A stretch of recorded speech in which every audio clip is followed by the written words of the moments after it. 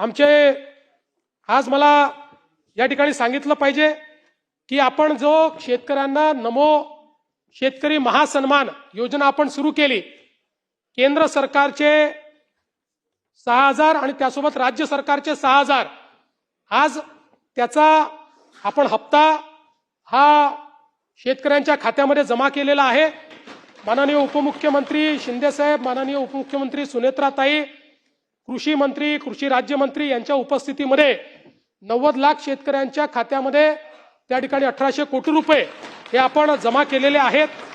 आणि आता मला सांगितलं पाहिजे की केंद्र सरकार आणि राज्य सरकार मिळून आतापर्यंत शेतकऱ्यांच्या खात्यामध्ये जी काही केंद्र सरकारची योजना आणि आपली नमो महासन्मान योजना आहे, या दोन योजनेच्या अंतर्गत शेतकऱ्यांच्या खात्यामध्ये 90 लाख शेतकऱ्यांच्या खात्यामध्ये 54,000 कोटी रुपये आपण जमा केलेले आहेत।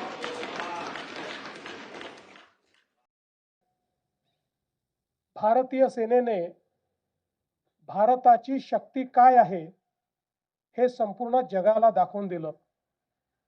ज्या प्रकारे ऑपरेशन सिंदूरमध्ये भारताच्या सेनेने अतिशय शिस्तबद्ध पद्धतीनं सर्व आतंकवाद्यांचे आणि पाकिस्तानच्या मिलिटरीचे टार्गेट्स ध्वस्त केले आणि त्यातून भारतावर आलेले हल्ले ज्या प्रकारे परतवून लावले, जगाला देखील नवीन भारत काय आहे हे या ऑपरेशन सिंदूरमुळे समजलेलं आहे। आणि म्हणून ऑपरेशन सिंदूरमध्ये ज्या ज्या आमच्या सेनेच्या अधिकाऱ्यांनी आणि सैनिकांनी सहभाग घेतला, त्यांचंही मी मनापासून अभिनंदन करतो, त्यांचे आभार मानतो।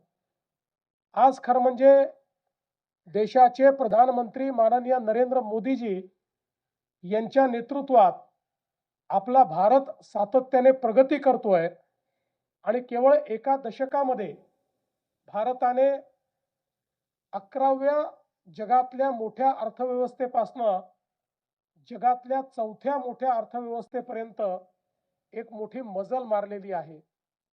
आणि आज भारताची विकास गाथा ही कोणी थांबवू शकत नाही, अशा प्रकारची परिस्थिती निर्माण झालेली आहे। ज्या प्रकारे विविध क्षेत्रांमध्ये भारत प्रगती करतो आहे आणि आता तर स्पेसच्या क्षेत्रातही ज्या प्रकारे भारताने आपलं पाऊल ठेवलेलं आहे, मला असं वाटतं की आता ही विकास गाथा यापुढे थांबणार नाही। पण त्याच वेळी माननीय प्रधानमंत्री महोदयांनी दिलेला आत्मनिर्भर भारताचा जो नारा आहे, हा देखील अत्यंत महत्त्वाचा आहे। भारताला आत्मनिर्भर करण्याकरता आपल्या सर्वांना मिळून प्रयत्न करावे लागतील। भारताला आत्मनिर्भर करण्याकरता जगातलं जे उत्पादन आहे, जगातल्या ज्या व्यवस्था आहेत, त्या सगळ्या भारतामध्ये उभ्या कराव्या लागतील, तयार कराव्या लागतील, गुणवत्तेनं तयार कराव्या लागतील। सगळा नवाचार, स्टार्टअप्स, टेक्नॉलॉजी या सगळ्या गोष्टी भारतामध्ये तेवढ्याच समर्थपणे आपल्याला उभ्या कराव्या लागतील आणि त्या दिशेने भारताची वाटचाल चाललेली आहे। आणि त्याच वेळी आपल्या प्रधानमंत्री महोदयांनी आपल्याला एक अजून आव्हान केलं आहे, ते म्हणजे स्वदेशीचं। जिथे जिथे शक्य असेल त्या त्या ठिकाणी स्वदेशीचा वापर करून आपल्याला आत्मनिर्भर भारताला बळकटी द्यायची आहे, त्याला एक महत्त्वाचं स्थान मिळवून द्यायचं आहे। आज भारताच्या या संपूर्ण विकास व्यवस्थेमध्ये अतिशय वेगानं पुढे जाणारं एक राज्य म्हणजे आपलं महाराष्ट्र राज्य आहे।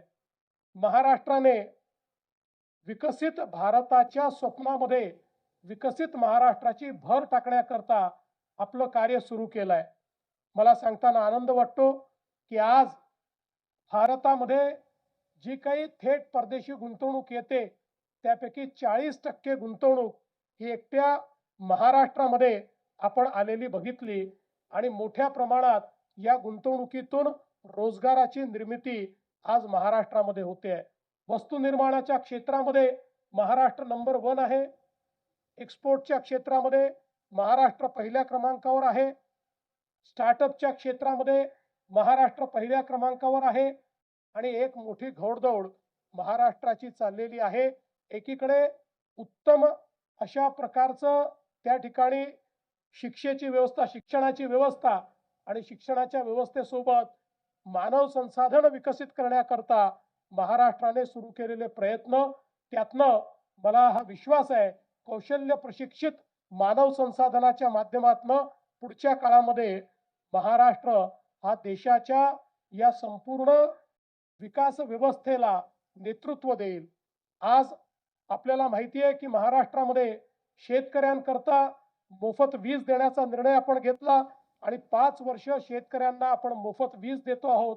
त्याचवेळी आमच्या शेतकऱ्यांना दिवसा 12 तास वीज मिळाली पाहिजे याकरता मुख्यमंत्री सौर कृषी वाहिनी योजनेच्या अंतर्गत जगातला सगळ्यात मोठा डिस्ट्रीब्युटेड सोलरचा प्रकल्प हा महाराष्ट्रामध्ये सुरू आहे आणि 2026च्या डिसेंबरमध्ये हा प्रकल्प पूर्ण झाल्यानंतर निश्चितपणे आमच्या शेतकऱ्यांना 12 तास दिवसाची वीज मिळेल आणि त्यासोबत 100% हरित वीज देणारा महाराष्ट्र हे पहिलं राज्य या ठिकाणी तयार होईल. आज पाण्याच्या क्षेत्रामध्ये, सिंचनाच्या क्षेत्रामध्ये मोठ्या प्रमाणात काम आपण चालू केलंय. विशेषतः नदी जोड प्रकल्पाच्या माध्यमातून वैनगंगा नळगंगा योजना असेल किंवा समुद्रात वाहून जाणारं पाणी हे गोदावरीच्या खोऱ्यामध्ये आणून उत्तर महाराष्ट्र आणि मराठवाड्याला दुष्काळमुक्त करणं असेल किंवा विविध नदी जोड प्रकल्पाच्या माध्यमातून तापीच्या खोऱ्यामध्ये त्या ठिकाणी पाणी आणण्याचा विषय असेल, या सगळ्या विषयांमुळे आज मोठ्या प्रमाणात आपण पाहू शकतो की आपल्या शेतकऱ्याच्या शेतीला पाणी देण्याकरता, उद्योगाला पाणी देण्याकरता, पिण्याचं पाणी देण्याकरता मुबलक अशा प्रकारचं पाणी त्या ठिकाणी त्याचा साठा तयार करणारं महाराष्ट्र एक महत्त्वाचं राज्य होणार आहे. आज वेगवेगळ्या क्षेत्रामध्ये ही जी काही महाराष्ट्राने भरारी घेत असताना आमच्या शेतीच्या क्षेत्रातही आर्टिफिशियल इंटेलिजन्सचा वापर करून आपण शेतीचं क्षेत्र हे कशा प्रकारे त्या ठिकाणी फायद्याचं होईल, शेती कशी वातावरणाच्या बदलापासून आपण संरक्षित करू शकू, अशा प्रकारचा प्रयत्न देखील आपण या निमित्ताने करतो आहोत. आणि स्मार्ट सारखी योजना असेल किंवा वेगवेगळ्या प्रकारच्या मार्केट इंटरव्हेन्शनच्या योजना असतील, यामुळे निश्चितपणे आमच्या शेतकऱ्यांना एक चांगला त्या ठिकाणी चांगली व्यवस्था देण्याचा प्रयत्न हा आपल्या सरकारच्या माध्यमातून चाललेला आहे. आज मला याही गोष्टीचा आनंद आहे की आपल्या महाराष्ट्रामध्ये आपल्या सुरक्षा दलांनी, आपल्या पोलिसांनी ज्या प्रकारे कायदा आणि सुव्यवस्थेचं या ठिकाणी राज्य निर्माण केलेलं आहे आणि विशेषतः मला अभिनंदन करायचंय गडचिरोलीमध्ये काम करणाऱ्या आमच्या पोलिसांचं की ज्यांनी जवळपास आता गडचिरोलीला नक्षल मुक्त, माओवादी मुक्त त्या ठिकाणी केलेलं आहे आणि आता देशाचं नवीन एक प्रकारे स्टील हब म्हणून गडचिरोली तयार होत आहे आणि पुढच्या 10 वर्षामध्ये देशातली सगळ्यात मोठी स्टीलची कॅपॅसिटी ही गडचिरोलीमध्ये तयार होणार आहे. ही देखील एक अत्यंत आनंदाची गोष्ट आहे. आज आपण पाहू शकतो की महाराष्ट्राच्या विविध क्षेत्रांमध्ये इन्फ्रास्ट्रक्चरचे वेगवेगळे प्रोजेक्ट्स हे आपण हातामध्ये घेतलेले आहेत. रोड्स असतील, पोर्ट्स असतील, एअरपोर्ट्स असतील, वाढवण सारखं बंदर आपण बांधतोय जे जगातलं 10व्या पहिल्या 10 पोर्ट्स मधलं एक पोर्ट आहे जे महाराष्ट्राला आणि भारताला एक नवीन मॅरिटाईम पॉवर म्हणून या ठिकाणी तयार करणार आहे. त्याचवेळी पुण्याचं एअरपोर्ट असेल,